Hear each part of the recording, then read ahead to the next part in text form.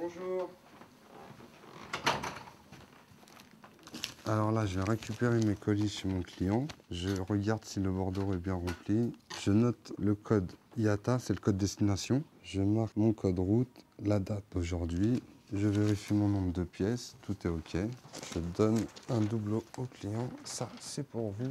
Ce qui m'a donné envie de faire ce métier, c'est le rapport humain qu'on peut avoir dans le métier de chauffeur-livreur. L'autonomie aussi, être autonome, être responsable aussi des choses. J'ai connu le métier de chauffeur-livreur par le biais d'un ami. Je suis rentré dans cette société en tant qu'intérimaire. J'ai fait l'intérim de 2 mois. Ça m'a plu. On m'a proposé un contrat à durée indéterminée et du coup je suis resté depuis, j'y suis. Et il n'y a pas vraiment de formation spécifique pour faire chauffeur-livreur. Moi j'ai eu la chance de suivre une formation interne au sein de la société. Donc il va falloir juste bien classer ta route et commencer directement par Coty. La journée commence à 13h30. On a à peu près trié la route qu'on allait faire.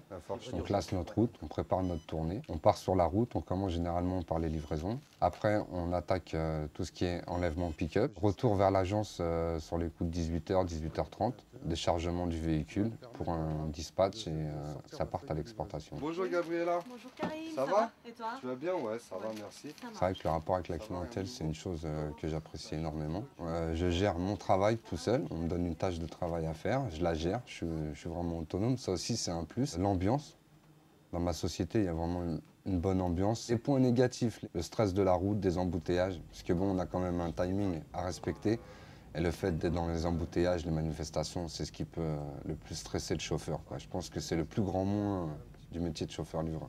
Pour être un bon chauffeur-livreur, il faut être assez dynamique, il faut être souriant, il faut être quelqu'un d'ouvert, il faut avoir le sens du contact humain, il faut avoir le sens de l'organisation, le sens des responsabilités aussi. Et bon, il faut quand même être assez soigneux parce que bon, il y a un transport de marchandises aussi. Et prudent parce qu'on a un véhicule dans les mains toute la journée. Mes perspectives à moi, j'aimerais bien évoluer sur ce qui est gestionnaire par coto.